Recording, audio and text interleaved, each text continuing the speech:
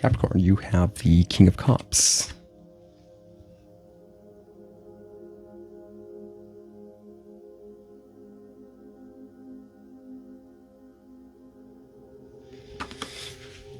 Yeah, Capricorn.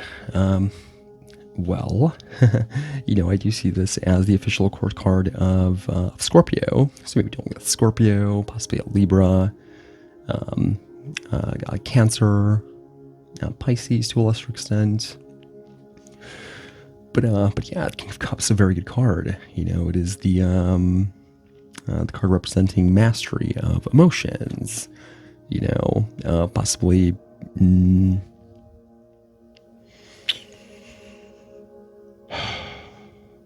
It's you, keeping yourself from letting your emotions get the best of you. It's possible that you find someone very attractive or something, but you're married, or that's one example, bad example. But yeah, it can be something like that. Like, I feel like you've learned a lot, but it made you into someone who knows who's worthy of their, who's worthy of them. This can possibly have something to do with, with marriage. I see this card as 7th house energy, but also 8th house. So yeah, this can have something to do with possibly, money, other people's money specifically. But yeah, I do see this as the card of unconditional love. Yeah, you can have a person in your life who is just very, very understanding, very kind, very loving. Someone who does not wear their heart on their sleeve.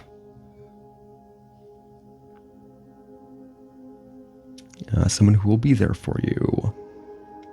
I'm not saying that all Scorpios and Libras and water signs will always be there for you. But this card, the unadulterated energy of this card certainly points to that. Yeah, very good.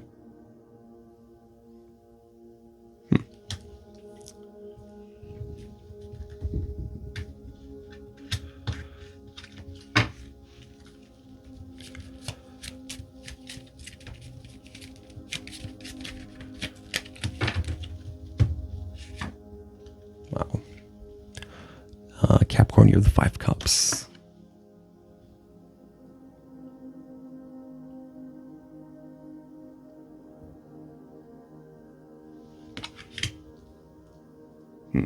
Interesting. So yeah, Capricorn, you have 2 cards of Scorpio here. This King of Cups doesn't necessarily have to be, the most loving person in the world, but it's just, your King of Cups. It's the person who, you consider, that person that I explained. Doesn't necessarily mean that, they are that person verbatim. But this could be your person. Both the people on these cards don't look thrilled. Don't look exactly thrilled. This king here has this this water dripping down his head, his face. It looks like he's kind of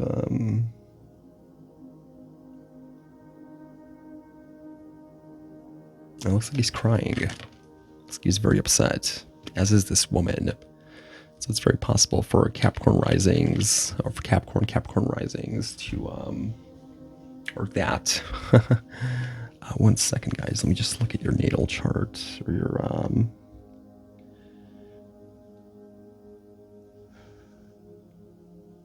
okay, that makes sense.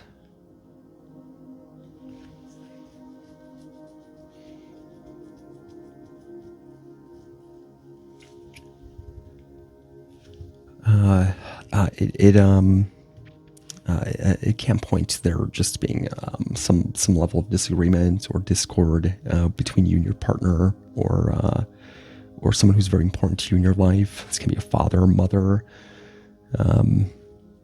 and again, possibly concerning money or resources. The eighth house is the house of taxes, of debts, money that's owed to you as well. There may have possibly been maybe a death in the family recently on one of you or your significant other side. But yeah, there's definitely someone here is definitely upset. I see two people being upset, to be honest, but one person is really upset. The Five of Cups is all about desire.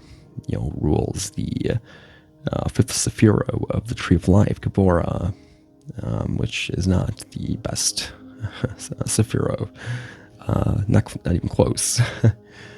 So it's very possible that there is some sort of lesson here that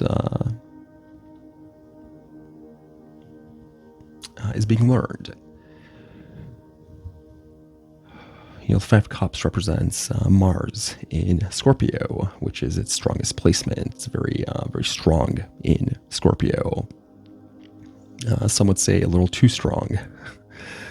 So if there is something that you are really possibly missing or wanting, desiring, that isn't exactly there right now, I would certainly recommend going within and in meditating, talking to God about, asking him, not asking him to bring this person back, not asking him to, repair the relationship, but asking him to repair you, repair something about you that would potentially keep this from happening again, whether it's with this person or with the next person.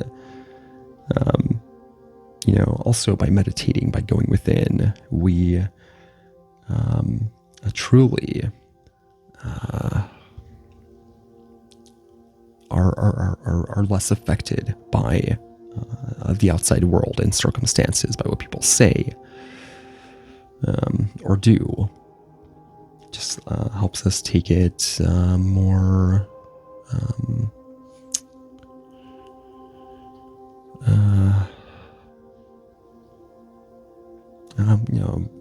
allows us to accept it, and move on.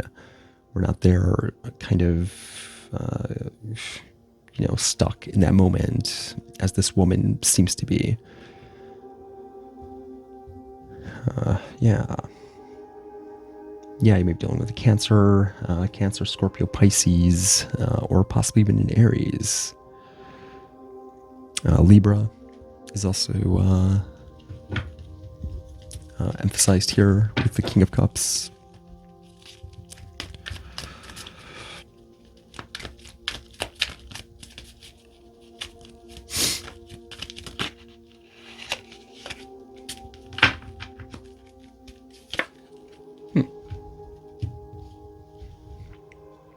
Capricorn, you have the Chariot.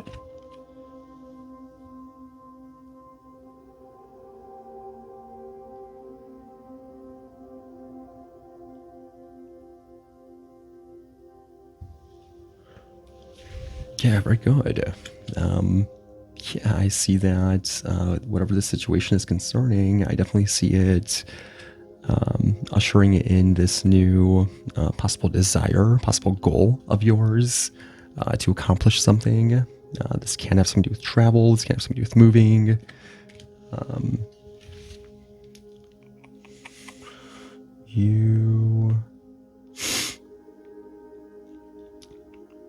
Sixth house. Let's see.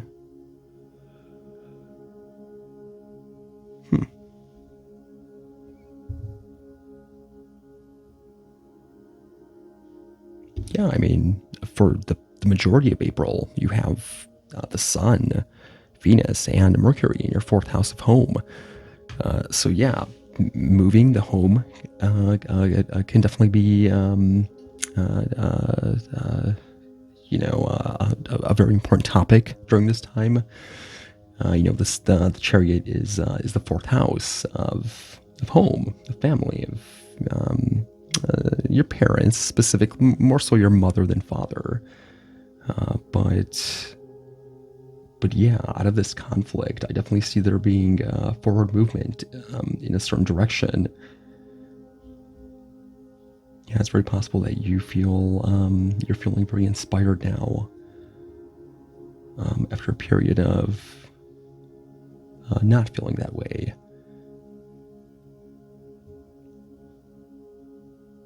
Yeah, the Chariot is, this card is God, the universe reminding you that you have everything that it takes to get what you want.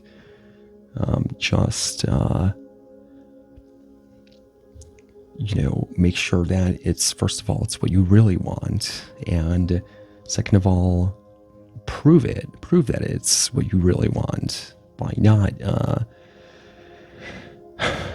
becoming distracted by other things, there's so many things we can get distracted with, overly distracted, stay on the path, don't stray, and you'll get there. Yeah, the charioteer here, he looks very similar to the man in the Six of Wands card that, not in this deck specifically, but in another Chariot deck, Chariot Marchetti. So I really do feel like this will lead to victory, whatever this is concerning. This may indicate that, you now kind of understand the situation a little bit better, and have a plan, have a goal, as to what you want to do, who you want to perhaps pursue, or what you want out of a relationship or a job or a living situation. And there's nothing that's going to stop you.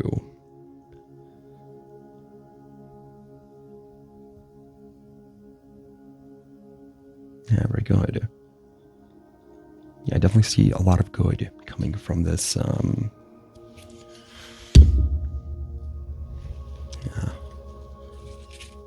potentially shitty situation.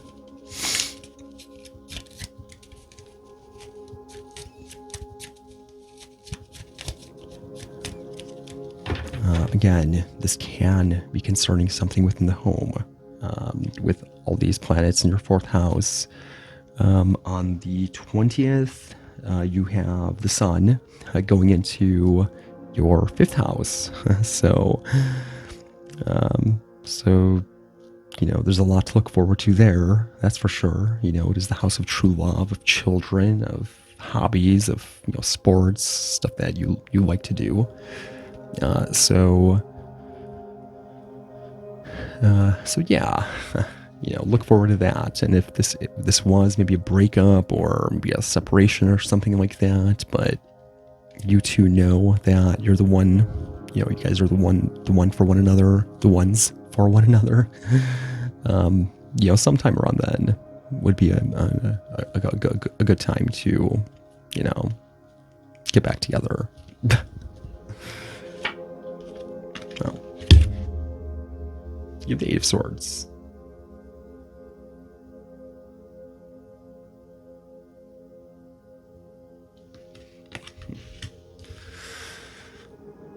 Yeah, along with these cards up here, I really do feel like this took a toll on you. Absolutely. It's possible that this goal of yours, or this plan that you have, it's possible that you think that there's a possibility it might not follow through, it might not exactly happen. This card came out, for me to specifically tell you to not think that, the universe loves you. Yes. A lot of people are like, well, if the universe loves me, then why does it allow me to manifest these negative things that I'm thinking? Yeah, because there's no way of teaching you otherwise. You're a sentient being. You need to learn things from yourself. That's how we learn, is through experience.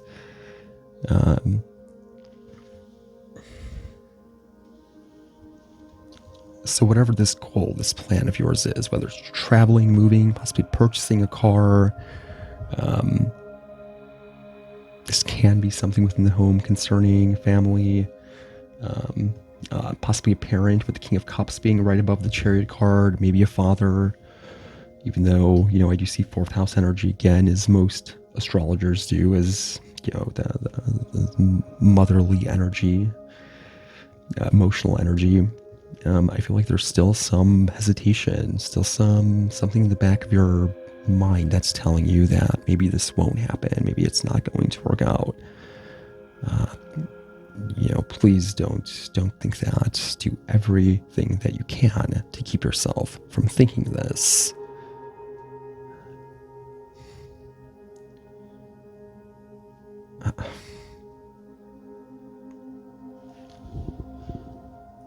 Yeah, this can possibly have something to do with transportation, with the Chariot card here, and the Eight of Swords representing the third house. With all these family cards here, the Eight of Swords representing the third house. Third house does rule siblings, so this can be concerning a sibling, or possibly someone who you see every day or converse with every day. But the Eight of Swords is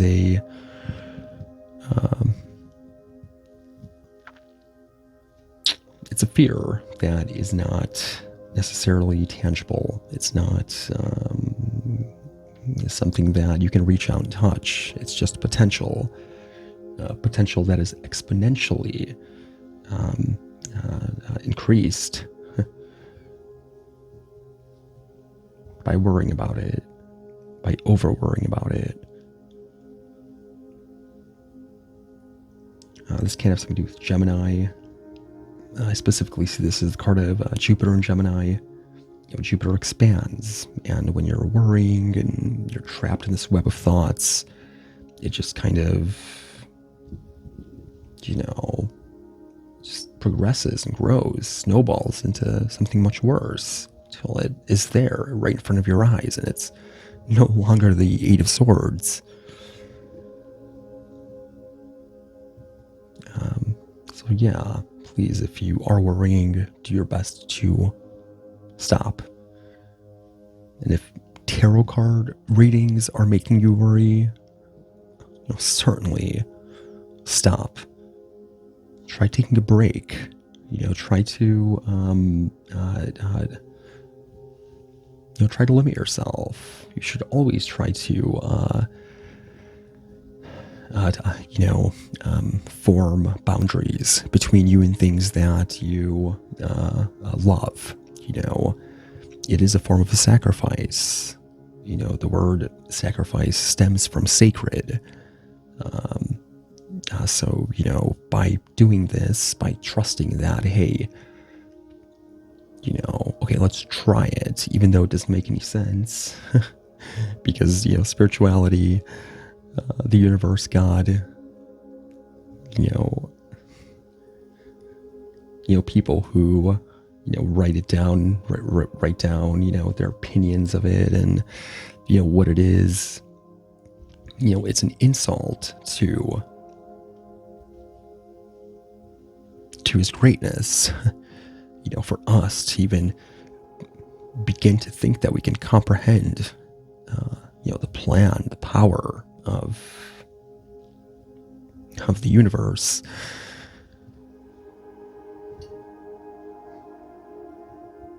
I would find it insulting if I were him. from what I've experienced, from the power that I've witnessed.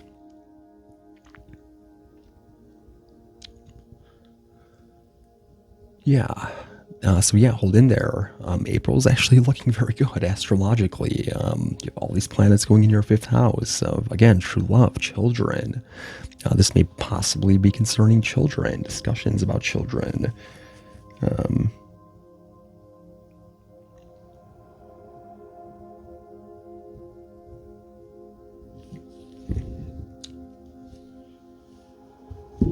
All right, guys. You may be dealing with Libra, Scorpio, Cancer, Pisces, with emphasis on Scorpio and Cancer, and Pisces, because you have the Eight of Swords here, which is Jupiter in Gemini. Jupiter is associated with Sag and Pisces. So yeah, Gemini, Sag, Pisces, Cancer, Scorpio, and Libra. Aquarius to a lesser extent. Also Aries with the Five of Cups here. Okay. All right, Capricorn, thank you so much.